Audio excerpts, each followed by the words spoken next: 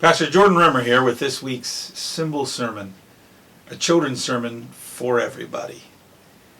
In the Bible, metaphors and symbols are often everyday things, whether that be a fig tree, soils, planting, farming, shepherding. Some of those images are also hunting imagery, such as the term sin, which means to miss the mark. It's an archery term. And one of the other big images that you see in the Bible, particularly related to sin, is the idea of a snare or a trap. In the Psalms, an enemy has laid a trap, or sometimes sin is like a snare. So you come in to the temptation, you move towards temptation, and the sin grabs you, or Satan catches you, or traps you, and you can't get away. So you're meant to flee temptation. Don't even go near that snare. Let me show you an example from nature that I think will help you remember this. This little guy is from my house.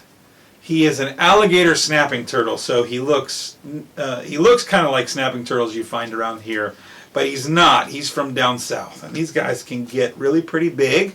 They are not real friendly.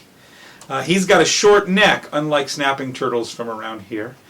But he's got a big open mouth and very, very strong jaws. And then if you look on that bottom jaw there, you'll see this little red thing. The little red thing is meant to look like a worm. And when this guy gets hungry, he actually will wiggle that like a worm. I don't know if we'll get him to wiggle it a little bit here now. He's not real happy to be out of the water. And so what he does is he wiggles that worm and then waits for a fish to come in. Waits super patiently. And then when a fish comes in, he will bite that fish with these really hard jaws and just not let go. This is what it means to be a snare. This is what sin is like for us. Temptation draws us in. It looks good, we think. But that's not just a worm. It's the tongue of an alligator snapping turtle, ready to grasp us. So when we feel tempted, we can't play with that. We can't get close to that.